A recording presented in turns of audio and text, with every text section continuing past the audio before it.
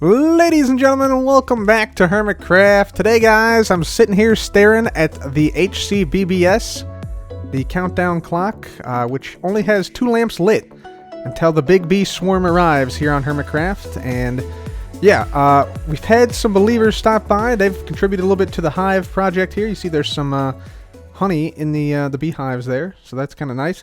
There's also some bees that Joe Hills added around here, as Joe Hills is a Beeliever, so he added a bee here named Working 9 to Hive, which is pretty hilarious.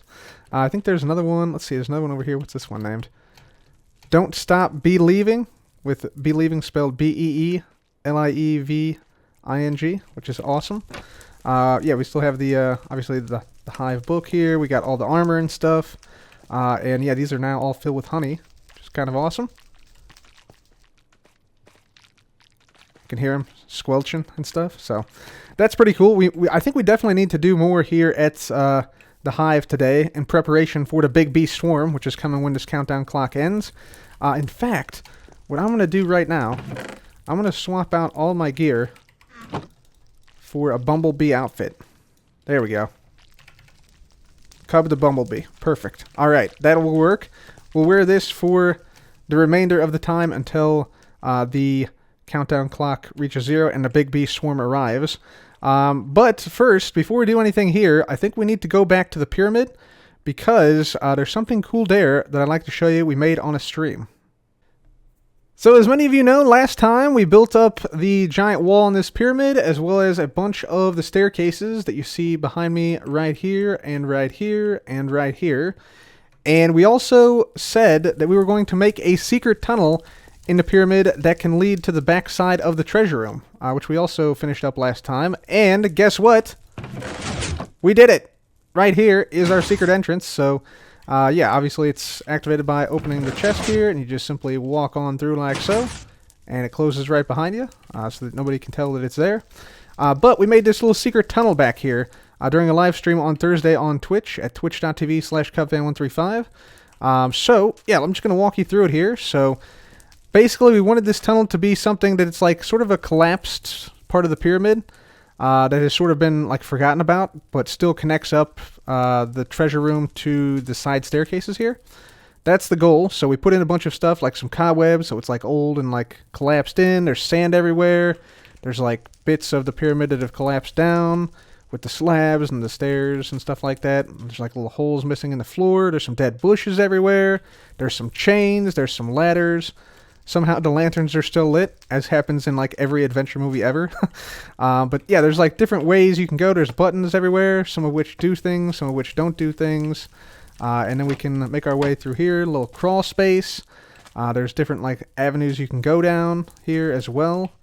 If we make our way over here and see if we choose the right pathway to go down, we can eventually make our way into the back of the treasure room right here. So yeah, that's how we get in from the back side now of the treasure room. And of course, there's a door in the front you can open to get out that way. And then if we come back here, go back in, gotta duck down a little bit, shift downwards a little bit, and then come down this opposite way. Again, you can see a little bit of a challenge to traverse, but yeah, it's meant to be challenging and not like super difficult to traverse. We got another little thing here. You got a bunch of different pathways you can go down. And once we get to this point, we have a button we can press, and that basically opens the door to the outside, and it closes right behind us, and now we're on the other side of the stairwell. So everything here is interconnected via this sort of secret entrance right here. And yeah, there's like some traps in here. And I think we're actually going to add another trap today, like probably in this section actually. Like right here, I think is where we're going to add another trap. But yeah, it's just a cool little like collapsed pyramid-esque area with a lot of neat details and stuff. So just thought I'd show you guys that. And yeah, in case you're wondering like what some of the traps are, I can show you down here. If you go this way, check this out. Check this out. If you go this way, we got a little tripwire action here. Right? You come in here, everything seems normal. Everything seems normal. You can also get back out if you want to this way. You know, just go back out this way. But if we come in this way, the tripwire is activated. And we have a chest here with some good stuff, you know. Nothing too crazy here, but if I then open this, see some ancient debris in there, we got up, and we're dead. Yep, it's a trap. It's a trap. Look at the potions and stuff. Very nice, very nice. So, yeah, that's what happens if you take a wrong turn, and we want a similar trap to be set up on the opposite side. That was intense. So, yeah, the trap is also ready to go again, so if anybody else comes in here, decides to take some loot, they might have a bad time. But that is that. So, as I said, I think we're going to make another trap on the opposite side over here somewhere. Whoop, not over there. That's the wrong way. Over here. Getting lost in my own build here a little bit. There we go. So over here, I want to have maybe a trap with some husks today, I think is what we may build. So if we get onto this side, hit the button, come on over here, pop on through the wall here. Yeah, you can see what it looks like from the outside. So here's the plan for this area. So unlike this trap over here, which uses quite a bit of redstone, and you can see like some of the dispensers here with some poison potions and instant damage lingering potions and other arrows and things. This trap over here is going to be a little bit more simple. But what I'd like is I'd like a sort of mini tomb here that is guarded by a husk. So maybe this is like a pharaoh that was long forgotten, and this Great Pyramid was built around this other guy's tomb, right? So what we need is we need a tomb build in here, like just like a maybe, you know, this size roughly, like maybe 10 by 10 tomb area, with maybe like a little sarcophagus in the middle, and then a husk inside wearing, I'm going to say netherite armor with netherite tools, and that husk will be silenced. So he's like silently roaming his tomb forever, guarding it from whoever might accidentally wander in from the collapsed tunnel area. I think that would be absolutely awesome. So that's what we're going to try to do. That's what we're going to try to do. So I need to go gather some material resources here, and let's make this thing happen. Okay, guys, so we got an area now back here, which is going to be our sort of sarcophagus room for the husk in this way. So this is the way you get to the treasure room. This is the way you get to the husk room right here. And yeah, you'll see we have essentially like a sarcophagus right here. That's what this thing in the center is supposed to be. And yeah, we basically just made like a nice area with some sandstone and sand and sandstone variants and stuff around here. So now we're going to decorate it a little bit. So, you know, we're going to put down some chains and stuff in certain areas. So like maybe like, I don't know, maybe like right here or so. Maybe there's a chain here that goes up to the roof, although that looks kind of weird. So maybe we'll put it back here instead, or across like that. Yeah, that works. Beautiful. We'll put some cobwebs in here, of course, since it's supposed to be like an old and like decrepit area. Makes sense that there would be cobwebs in certain spots around the area, just like so. Of course, we're going to put down some lanterns as well. So I think probably like in here and on top of a lot of these walls, I think is a good spot for those, just to make sure nothing else bad can spawn back here. I think it's a good practice to do. There we go. I think that makes everything spawn proof here. Very good. We also got a couple other things like some dead bushes we can put around here. These always look nice in various spots. Just helps to give it a little bit more atmosphere. Put a few ladders in here maybe from a bygone time, right? Like this. Maybe there's one on the back side here. Maybe there's one up here. I think that works pretty nicely. And I think that's it, except for some buttons. You can put some buttons around here that don't really do anything, but they do add a little bit more depth to the room and stuff. So I think that works pretty nicely. Put one maybe on this side over here, maybe on the floor, and up here. Let's see, here maybe? Yeah, that works. Alright guys, so we finished decorating the area here. We put in, a little bit more variation in the floor with some of these stairs and stuff, and some upside down stairs. And we also put this chest here. This is going to have a little bit of loot. We're going to have like 2 netherite ingots in here with some golden carrots, some lanterns, some cobwebs, and some chains. Just, it looks kind of cool. Maybe also put a couple of sand in there, like so. Yeah, that looks pretty nice. Alright, so there we go. There's our chest right there. And we have now set up an area here where the zombie can come in. So if I make my way out here, and then this way, and then crawl this direction, gonna open that up, hit the button, come on out like so, there we go. So yeah, if we make our way up here, how this is gonna work is we're gonna hopefully not catch a wandering trader in here. Are you kidding me? He's in there! The wandering trader is in there. Anyway, this is how we're going to catch the mob. And so, yeah, I did not anticipate that. But basically, we're going to find a husk outside here. Yep, there's free leads. We'll take those. So, basically, yeah, we'll find a husk out here at night. We'll make sure that he can pick up items and equip armor. Then lure him over here. We'll run this way. Jump over the hole. And the mob will drop in as the wandering trader just did. Where is he actually at? Where did... Oh, he's right here. Yeah, okay. Yeah, wandering trader is right here. That's crazy. It's almost funnier that the wandering trader is in here than an actual mob. Should probably close that, by the way, at the moment. But, yeah, he's right here, but he's invisible because it's nighttime. So, yeah, we'll get the husk in here. And, yeah, it is kind of crazy that the wandering trader is in here, though. Anyways, yeah, we will hopefully get the husk in here rather than the wandering trader via this method. And, yeah, we'll hopefully lure him in. Alright, guys, so it is night outside now. Here we are outside the pyramid. You can see that's where we need to go, right over there. Where we need to take the husk in. We're currently being shot by a skeleton, which is not great. We do need to sort of be a little careful here because we're just wearing this leather gear that we got from the hive shop. We got to be a little careful here as we go. Luckily, we got some powerful bows and stuff. So hopefully we see a husk spawn here sometime. Nope, I don't think he's going to take it. So this guy will not work because he doesn't pick up any items, although he did drop an iron ingot, so that's nice. Alright, let's see if either one of these guys will pick up this helmet. Just need one of them to, but neither one of them wants to. Okay, the search continues. Okay, we got a husk, and we got an invisible spider. Let's quickly pillar up and test.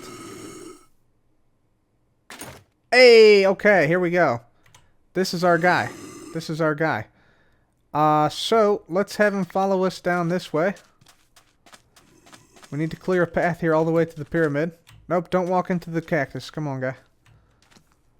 Alright, this is our dude.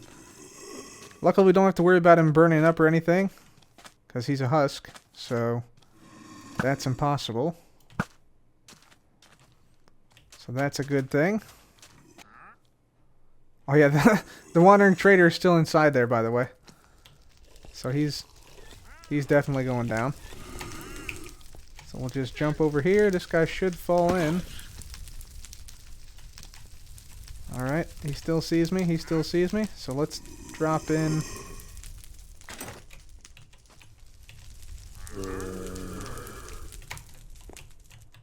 This gear, he should see me, I think. There we go. Okay, now he's got full netherite. Let's get the sword in here.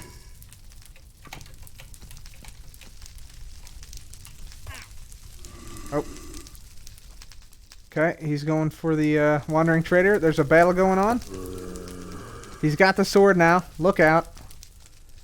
And I think our work here is done. Yeah, look at him. The wandering trader is straight up panicking in there. So we can just take these out now. R.I.P. the wandering trader, by the way. Slain by the husk. We can just basically go through and just replace stuff here now. Just like so. Alright, so let's see what we can do here. Let's see what we can do. We gotta get in here and be very, very careful.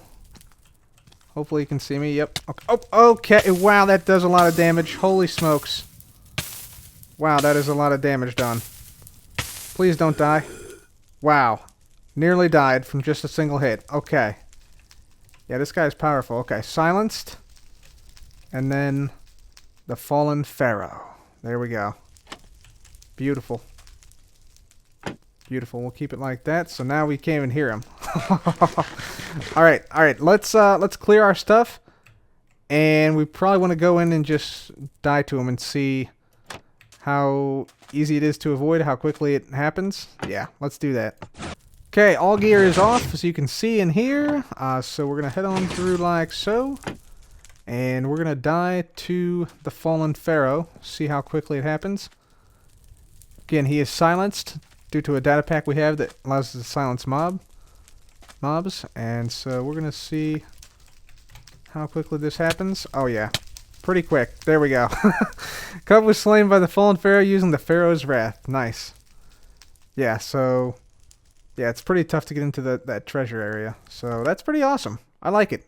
I like it. So with the fallen pharaoh now in there and protecting his sarcophagus and some treasure, I think we're now ready to head back to the shopping district. We're going to do some big bee swarm stuff today. So guys, I've been thinking what we can do to prepare for the bee-apocalypse here, because the big bee swarm is coming. All those bees in the big bee swarm are going to fuse to form the Infinibee, and that's going to take over the server. So here's what we need to do. Here's what we need to do. We need to, number one, spread the word about the Infinibee and about the big bee swarm coming soon to Hermitcraft. That's the first thing we need to do. And I think I got a solution for that. The second thing we need to do is we need to basically please the Infinibee. Now, typically, bees they'll basically breed from flowers, right? So like regular flowers like this. I think we have some in here. Yeah, we have some honey in here as well. So that's great. But this is the Infinibee we're talking about that's coming. So the Infinibee does not eat normal flowers. The Infinibee eats chorus flowers, which are, yeah, from the end, from a whole nother dimension, just like the Infinibee, right? Infinibee is not a normal thing. So I'm thinking what we need to do here is we need to build up a massive chorus fruit flower, like I'm talking gigantic size, to accommodate, at least initially, the Infinibee. As it begins to form, it can eat this chorus flower. Maybe that buys us a little bit of time. Maybe it doesn't. Maybe we're all doomed anyway. I think that's the case. But, you know, we got to try. Alright, guys, so we got to a point now where almost all the chorus flowers are grown up. So what you do to make the chorus flowers grow even higher is pretty straightforward. All you got to do is simply replace the chorus flowers, and their age is now set back to 0. You'll see this says age 0, whereas this says age 5, which is the maximum. And so now this will continue to grow up, and you just do that for all of these, like so. And then, yeah, the plant continues to grow up higher and higher and higher. So that's all it takes. That's all it takes. Just go through and replace all these, like so. I'm not sure if this is actually an intended feature, but it's been in the game for a while now. Pretty much since chorus flowers were introduced. Some of them won't grow up, they'll just instantly die again, but some of them will begin to grow upwards further still. So once all your chorus flowers are replaced, you should see them start to continue to grow upwards, as you see right there and right there. Very good. And yeah, those newly replaced flowers are now spreading new flowers, and yeah, the thing continues to grow up sort of in like a conical shape. It became apparent to me very soon that we needed a second person to help build a chorus flower tower worthy of the Infinibee, so I invited Joe Hills over to join me. Yes, I do need help working on the flower, Joe. Yes. Okay, because I have a ton of chorus fruit. I didn't bring it. Yes. Because I'm silly, but I can go get that too. Okay, let me show you what I'm attempting here. Okay, so okay. the Infinibee, Hello. What is that? I have no idea. Mardi Gras? It was Mardi Gras color. It's the mayor. Look behind you. Look behind you. Oh no! See him up there? Scarred with the festive crossbow of Carnival, apparently. Wow. Maybe it's Hermit Carnival best be scarring. I don't know. You best be scarred. That was a pretty impressive explosion, I have to say. Man, oh man. Yeah, whatever he packed in there, that was a good fire. Yeah. Wow. Okay, so yeah, this just shows like tomorrow at 4 p.m. be here for a banner dedication ceremony / pep rally type thing. Awesome. So You here's need to put Central Time on that. yeah, I put I put 4 p.m. Yeah. Yeah, Central Time. Yeah. put a sign down, yeah. All times U.S. Central. There you go. Yep, perfect. There we go. Okay. So over here, Joe, this is where we're building a flower worthy of the Infinibee. Oh, So, wow. little known fact about the Infinibee. From what I've been able to tell, the Infinibee eats chorus flowers instead of regular flowers. So we're making the biggest chorus flower that we possibly can. Yeah, that's basically the gist of it. Do you know how to make a bigger flower than this? A chorus flower. Like Is there a trick to like shaping it? Can you plant a new like chorus flower bud on top of an existing plant instead of putting it on end stone? Yeah, exactly. So wherever you see like a dead chorus flower, like the purple ones, you just go up there and replace it with a new one. Oh, I can absolutely do that. That is really cool. So Joe and I spent a couple hours breaking and placing down some chorus flowers, and to say that the result was eye-opening when we finished was a little bit of an understatement. Yeah, I mean we need more Beelievers. Wow. This sure is something. Like sometimes I just like marvel at how Minecraft just emergent gameplay functions. And this is some of the most emergent gameplay I've experienced lately. Oh yeah, yeah, me too, for sure. Yeah, this is kind of amazing that this is even possible in the game, but I'm kind of glad that it is as well. Wow. I'm trying to like feather fall down toward it. And like Yeah, I feel like I'm falling into Lego Star Wars or something, where it's like all the ships are just blowing up around me. Oh, are you falling through it right now? Yeah, I'm trying to fall through it. It is not There a you go. There you go. Yep. I made it. Well, thanks for the help on this, though, Joe. Man, that was a huge help. Oh, yeah. It's always fun to be a part of something bigger than myself. So a big thanks to Joe Hills for helping me build up the Chorus Flower Tower. Could not have done without him. And yeah, this thing is absolutely massive. Just look at it. It is a massive monstrosity. Almost looks like it's from another dimension, which is great because the Infinibee is actually from another dimension too, so it's kind of fitting. But this should temporarily distract the Infinibee a little bit and hopefully buy us a little bit of extra time here on the server before the Infinibee becomes large enough that it consumes the entire server. And the whole server is then, at that point, just Infinibee. It's just bees. So, yeah, there you go. You can see some of these are still actually growing here since I've replaced them at the very top. Also, speaking of the big bee swarm, which is going to be before the Infinibee, again, the big bee swarm merges into the Infinibee. This is an example of the big bees. So, in 5 minutes, bees grow from this size, regular size, to this size of bee. So, pretty significantly bigger, and you can actually see they're actually starting to merge just a little bit in the wings area right here. So, yeah, that is sort of how it begins. They start to merge together and then eventually form the biggest bee, the Infinibee. At which point there is no stopping the merging of the bees, and yeah, the Infinibee cannot be stopped at that point. So, yeah, at this point, I think we've done enough here to persuade people to come and see our speech, which I think we're going to go into now to basically dedicate these banners and all banners which other people may bring to the Infinibee. So let's go ahead and make our big bee speech. Greetings, Bee-lievers! Welcome to HCBBS, the Hermitcraft Big Bee Swarm, where only days from now we'll see the Big Bee Swarm and the eventual creation of the Infinibee. Praise be! Praise be! Praise be. Welcome. Praise something. Am I in a cult? Do we have we have non-Beelievers here? What? That's an I mean- opportunity bee. I am actually just a bee.